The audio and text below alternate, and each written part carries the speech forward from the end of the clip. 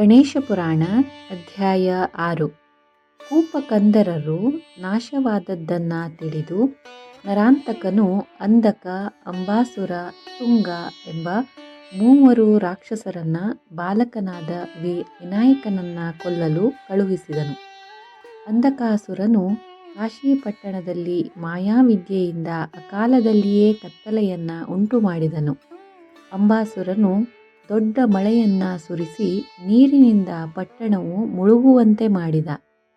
ತುಂಗನು ದೊಡ್ಡ ಬೆಟ್ಟವಾಗಿ ಪಟ್ಟಣದ ಮೇಲೆ ಬಿದ್ದು ಎಲ್ಲವನ್ನ ನಾಶ ಮಾಡಲು ಸಿದ್ಧನಾದನು. ಕಾಶೀಪಟ್ಟಣದಲ್ಲಿದ್ದ ಜನರು ಹಗಲು ಹೊತ್ತಿನಲ್ಲಿಯೇ ಕತ್ತಲೆಯಿಂದ ಒಬ್ಬರನ್ನೊಬ್ಬರು ನೋಡದಂತಾದರು. ಕೆಲಸ ಮಾಡಲಾರದೆ ಭ್ರಾಂತರಾಗಿ ಕುಳಿತರು. ಗುಡುಗು, ಮಿಂಚು, ಸಿಡಿಲುಗಳಿಂದ ಕೂಡಿಕೊಂಡು ದೊಡ್ಡ ಮಳೆ ಸುರಿಯಲಾರಂಭಿಸಿತು. ಜನರಿಗೆ ಭಾರೀ ವಿಪತ್ತು ಒದಗಿತು. ಇದೆಲ್ಲವೂ ದೈತ್ಯರ ಮಾಯೆ ಎಂದು ಅರಿತ ಕರುಣಾನಿಧಿಯಾದ ವಿನಾಯಕನು ತನ್ನ ಮಾಯೆಯಿಂದ ಮಹಾವಿಸ್ತಾರವಾದ ದೊಡ್ಡ ಆಲದ ಮರವನ್ನು ಸೃಷ್ಟಿಸಿದನು. ಅದರ ಮೇಲೆ ತಾನು ಪಕ್ಷಿಯಾಗಿ ಕುಳಿತು ತನ್ನ ರೆಕ್ಕೆಗಳಿಂದ ಭೂಮಿಯನ್ನು ಮುಚ್ಚಿದನು ಹಾಗೂ ತನ್ನ ಕೊಕ್ಕಿನಿಂದ ನೀರನ್ನೆಲ್ಲ ಕುಡಿದ ಹಾಗೂ ತನ್ನ ತೇಜಸ್ಸಿನಿಂದ ಪಟ್ಟಣದಲ್ಲಿ ಬೆಳಕನ್ನುಂಟು ಮಾಡಿದನು. ಈ ಕಾರಣದಿಂದ ಕಾಶೀಪಟ್ಟಣದಲ್ಲಿ ಜನರು ಎಂದಿನಂತೆ ತಮ್ಮ ತಮ್ಮ ಕೆಲಸಗಳಲ್ಲಿ ಇರಹತ್ತಿದರು ಹಾಗೂ ವಿನಾಯಕನು ಎಂದಿನಂತೆಯೇ ಬಾಲಕನ ರೂಪದಿಂದ ಹುಡುಗರೊಡನೆ ಆಟವಾಡುತ್ತಿದ್ದನು. ವಿನಾಯಕನು ಮಾಡಿದ ಮಾಯೆಯು ಯಾರಿಗೂ ತಿಳಿಯಲಿಲ್ಲ. ದೈತ್ಯ, ಅಂಧಕ, ಅಂಬಾಸುರರಿಬ್ಬರೂ 11 ದಿವಸಗಳವರೆಗೆ ತಮ್ಮ ಕೆಲಸವನ್ನು ಮಾಡಿ ತಮ್ಮ ಶಕ್ತಿಯನ್ನೆಲ್ಲ ಕಳೆದುಕೊಂಡರು. ಇದನ್ನು ಕಂಡ ತುಂಗ ದೈತ್ಯನು ತಾನು ದೊಡ್ಡ ಪರ್ವತವಾಗಿ ಪಕ್ಷಿಯನ್ನು ಕೊಲ್ಲಬೇಕೆಂದು ಬಂದ.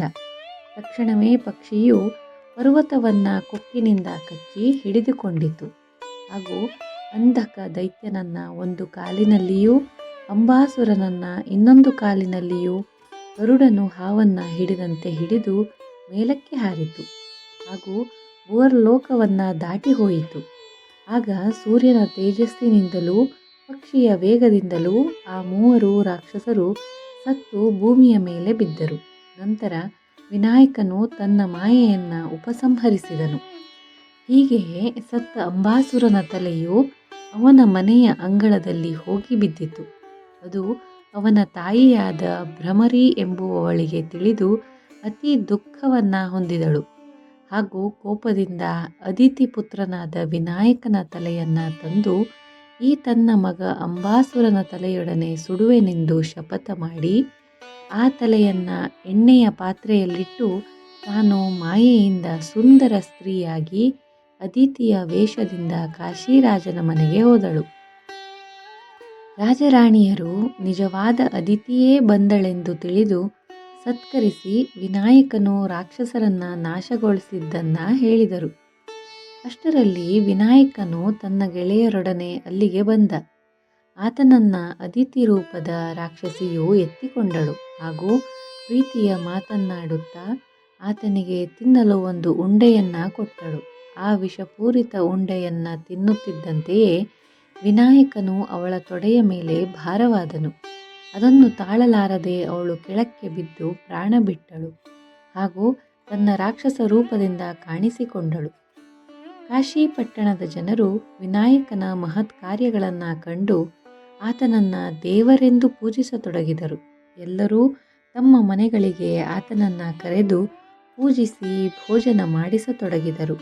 ಅದರಂತೆ ಒಬ್ಬ ಬಡ ಬ್ರಾಹ್ಮಣ ಶುಕ್ಲ ಎಂಬಾತನು ವಿನಾಯಕನಿಗೆ ತನ್ನ ಮನೆಯಲ್ಲಿ ಪೂಜೆ ಭೋಜನಗಳನ್ನು ಮಾಡಿಸಬೇಕೆಂದು ಇಚ್ಛೆಪಟ್ಟನು. ಅದಕ್ಕಾಗಿ ಭಿಕ್ಷೆ ಬೇಡಲು ಯಾರ ಮನೆಗೂ ಹೋದರೂ ಯಾರೂ ಆತನಿಗೆ ಭಿಕ್ಷೆ ನೀಡಲಿಲ್ಲ. ಕೊನೆಗೆ ಪತಿವ್ರತೆಯಾದ ತನ್ನ ಹೆಂಡತಿ ವಿದ್ರುಮ ಇವಳಿಗೆ ನೀನೇ ಶಕ್ತ್ಯಾನುಸಾರ ಆ ದೇವನ ಭೋಜನಕ್ಕಾಗಿ ಸಿದ್ಧಗೊಳಿಸು ಎಂದು ಹೇಳಿ ಧ್ಯಾನಾಸಕ್ತನಾದನು. ಬ್ರಾಹ್ಮಣ ಸತಿ ವಿದ್ರುಮೆಯು 18 ಬಗೆಯ ಧಾನ್ಯವನ್ನು ಹಿಟ್ಟು ಮಾಡಿ ಅದನ್ನು ಎಲೆಯೊಂದರಲ್ಲಿ ರೊಟ್ಟಿಯನ್ನಾಗಿ ಮಾಡಿ ಅದನ್ನು ಕೆಂಡದಲ್ಲಿ ಸುಟ್ಟು ಸಿದ್ಧ ಮಾಡಿದಳು ಹಾಗೂ ದೊರೆತಷ್ಟು ಅಕ್ಕಿಯ ಕಾಳುಗಳಿಂದ ಹೆಚ್ಚು ನೀರಿನಲ್ಲಿ ಗಂಜಿಯನ್ನು ಮಾಡಿದಳು. ಪೂಜೆಗಾಗಿ ಗಂಧ, ಪುಷ್ಪ, ನಾರುಮಡಿ ಮುಂತಾದವುಗಳನ್ನು ಅಣಿ ಮಾಡಿದಳು. ಹಾಗೂ ವಿನಾಯಕನು ಬಂದು ಕುಳಿತುಕೊಳ್ಳಲು ದರ್ಬೆಯನ್ನು ಹಾಸಿದಳು. ಭೋಜನವಾದ ಮೇಲೆ ಮುಖಶುದ್ಧಿಗಾಗಿ ಒಂದು ಒಣಗಿದ ನೆಲ್ಲಿಕಾಯಿಯನ್ನು ಇಟ್ಟು ವಿನಾಯಕನು ಬರುವುದನ್ನು ನಿರೀಕ್ಷಿಸುತ್ತಾ ಕುಳಿತಳು. ಅತ್ತ ಕಾಶಿರಾಜನ ಮನೆಗೆ ವಿನಾಯಕನು ನೋಡಲು ಸನಕ ಸನಂದಾದಿ ಎಂಬ ಮುನಿಗಳು ಬಂದಿದ್ದರು. ಆಗ ವಿನಾಯಕನು ಪಂಚಖಾದ್ಯ ಮೋದಕವನ್ನು ಕೈಯಲ್ಲಿ ಹಿಡಿದು ಅವರಿದ್ದಲ್ಲಿಗೆ ಬಂದು ಅದನ್ನು ಕಂಡು ಮುನಿಗಳು ಇಂಥ ಅನಾಚಾರವನ್ನು ತಾವು ನೋಡಲಾರೆವೆಂದು ಹೇಳಿ ರಾಜನು ಬೇಡಿಕೊಂಡರೂ ಸಹ ಅವನಲ್ಲಿ ಊಟ ಮಾಡಲಾರದೆ ಹೋದರು. ಡಾಂಭಿಕರು ಮಾಡುವ ಮಹೋತ್ಸವಕ್ಕಿಂತಲೂ ಬಡವ ಭಕ್ತರು ಸಮರ್ಪಿಸುವ ಪತ್ರ ಪುಷ್ಪಗಳಿಂದಲೇ ತೃಪ್ತನಾಗುವ ವಿನಾಯಕನು ಶುಕ್ಲ ಬ್ರಾಹ್ಮಣನ ಭಕ್ತಿಯನ್ನರಿತು ಭೋಜನ ವೇಳೆಗೆ ಸರಿಯಾಗಿ ಆತನ ಗುಡಿಸಲಿಗೆ ಬಂದರು. ಬ್ರಾಹ್ಮಣ ದಂಪತಿಗಳು ತಮ್ಮ ಗುಡಿಸಲಿಗೆ ವಿನಾಯಕ ಬಂದ ಕೂಡಲೇ ಸಂತೋಷದಿಂದ ನಮಸ್ಕರಿಸಿ ಅವನನ್ನು ದರ್ಭಾಸನದಲ್ಲಿ ಕುಳ್ಳಿರಿಸಿ ಅರ್ಘ್ಯಪಾದ್ಯಾದಿಗಳಿಂದ ಪೂಜಿಸಿದರು. ಗರಿಕೆ ಮತ್ತು ಶಮೀಪತ್ರಗಳನ್ನು ವೇದೋಕ್ತವಾಗಿ ಪುಷ್ಪಾಂಜಲಿಯನ್ನು ಸಮರ್ಪಿಸಿದರು. ಅನಂತರ ವಿದ್ರುಮೆಯು ತಾನು ಸಿದ್ಧ ಮಾಡಿದ ಕದನ್ನವನ್ನು ಸ್ವಾಮಿಗೆ ಬಡಿಸುವುದಕ್ಕೆ ಮನಸ್ಸಿನಲ್ಲಿ ನಾಚಿಕೆ ಪಟ್ಟುಕೊಳ್ಳತೊಡಗಿದಳು. ಅದನ್ನು ತಿಳಿದ ವಿನಾಯಕನು, ತಾಯಿ, ನಿಮ್ಮಲ್ಲಿರುವುದು ಕದನ್ನವಾದರೂ ನಿಮ್ಮ ಭಕ್ತಿಯಿಂದ ನನಗೆ ಅದು ಅಮೃತವಾಗುವುದು, ಅದನ್ನೇ ಬಡಿಸು ಎಂದ. ಆ ಅಡಿಗೆಯನ್ನು ಕಂಡು ಜೊತೆಯ ಬಾಲಕರೂ ನಕ್ಕರು ಸಹ. ವಿನಾಯಕನು ಅದನ್ನು ಸವಿಯಾಗಿಸಿ ತಿಂದು ನೀರನ್ನು ಕುಡಿದು ತೃಪ್ತನಾದನು. ಅವನು ಕುಡಿದ ನೀರು ಮನೆಯಲ್ಲಿ 4 ದಿಕ್ಕಿಗೂ ಪಕ್ವಾನ್ನಗಳಾಯಿತು. ಹಾಗೆ ಆಗಿದ್ದ ಆ ಪಕ್ವಾನ್ನಗಳನ್ನು ಶುಕ್ರನು ಪಾತ್ರೆಗಳಲ್ಲಿ ತುಂಬಿ ಬಾಲಕರೆಲ್ಲರಿಗೂ ಬಡಿಸಿದನು. ವಿನಾಯಕನು 10 ತೋಳುಗಳುಳ್ಳವನಾಗಿ ಬಾಲಕರೊಡನೆ ಆ ಪಕ್ವಾನ್ನಗಳನ್ನು ಊಟ ಮಾಡತೊಡಗಿದನು. ವಿನಾಯಕನೊಡನೆ ಊಟ ಮಾಡುತ್ತಿದ್ದ ಬಾಲಕರೆಲ್ಲರೂ ದೇವತೆಗಳ ರೂಪದಿಂದ ಪ್ರಕಾಶಿಸಿದರು. ಯಾರು ವಿದ್ರುಮೆಯು ತಂದಿಟ್ಟ ರೊಟ್ಟಿಯನ್ನು ಗಂಜಿಯನ್ನು ಕಂಡು ಹಾಸ್ಯ ಮಾಡಿದ್ದರೋ ಅವರು ತಮಗೆ ಪಕ್ವಾನ್ನ ದೊರೆಯದ್ದಕ್ಕೆ ದುಃಖ ಪಡುತ್ತಿದ್ದರು. ವಿನಾಯಕನು ಭೋಜನ ಮಾಡಿದ ಮೇಲೆ ಮುಖಶುದ್ಧಿಗಾಗಿ ಶುಕ್ಲನು ಒಣಗಿದ ನೆಲ್ಲಿಕಾಯಿಯನ್ನು ಕೊಟ್ಟನು.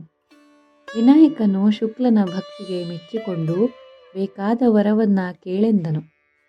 ಆಗ ಶುಕ್ರನು, ದೇವಾ ಸ್ವಾಮಿಯೇ, ಎಲ್ಲ ಜನರನ್ನ ಬಿಟ್ಟು ಕದನ್ನವನ್ನು ಭೋಜನ ಮಾಡಲು ನನ್ನ ಮನೆಗೆ ನೀನು ಬಂದದ್ದೇ ನನಗೆ ವರವಾಗಿರುವುದು.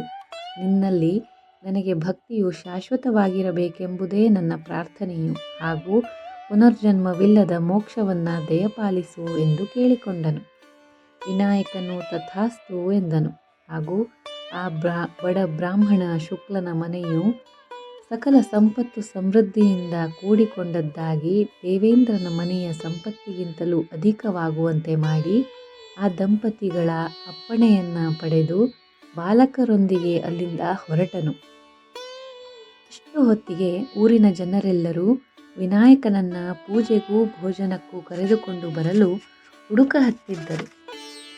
ಹಾಗೂ ವಿನಾಯಕನು ಅನೇಕ ರೂಪದಿಂದ ಎಲ್ಲ ಭಕ್ತರ ಮನೆಗೂ ಪ್ರವೇಶಿಸಿ ಅವರ ಪೂಜೆಯನ್ನು ಸ್ವೀಕರಿಸಿ ಅವರ ಮನೆಗಳಲ್ಲಿ ಭೋಜನ ಮಾಡುತ್ತಿದ್ದನು. ಹೀಗೆ ಪೂಜೆ ಹಾಗೂ ಭೋಜನಗಳನ್ನು ಎಲ್ಲರ ಮನೆಗಳಲ್ಲಿ ಒಂದೇ ಕಾಲದಲ್ಲಿ ಮಾಡಿದ ಮಹಾಮಹಿಮೆಯನ್ನು ತೋರಿಸಿದ ವಿನಾಯಕನನ್ನು ಕಾಶಿರಾಜನು ಪಲ್ಲಕ್ಕಿಯಲ್ಲಿ ಕುಳ್ಳಿರಿಸಿಕೊಂಡು ಮಹೋತ್ಸವದಿಂದ ಬರುತ್ತಿದ್ದಾಗ ಬಹುದಿನಗಳಿಂದ ಕಾಶಿಯಲ್ಲಿ ಅಡಗಿಕೊಂಡಿದ್ದ ಶೂರ ಹಾಗೂ ಚಪಲ ಎಂಬ ರಾಕ್ಷಸರು ನರಾಂತಕನ ದೂತರು ಮಿಂಚಿನ ರೂಪದಲ್ಲಿ ಪಲ್ಲಕ್ಕಿಯಲ್ಲಿ ಕುಳಿತಿದ್ದ ವಿನಾಯಕನನ್ನು ಕೊಲ್ಲುವುದಕ್ಕೆ ಬಂದರು. ವಿನಾಯಕನ ಅವರನ್ನು ಕೈಯಲ್ಲಿ ಹಿಡಿದು ಎತ್ತಿ ಗಿರಗಿರನೆ ತಿರುಗಿಸಿ ಭೂಮಿಗೆ ಅಪ್ಪಳಿಸಿದನು. ಅವರು ಓಡಿ ರೌದ್ರಪುರಕ್ಕೆ ಹೋಗಿ ನರಾಂತಕನಿಗೆ ವಿನಾಯಕನು ಮಾಡಿದ ಮಹಾಕಾರ್ಯಗಳನ್ನು ವಿವರಿಸಿ ಹೇಳಿದರು.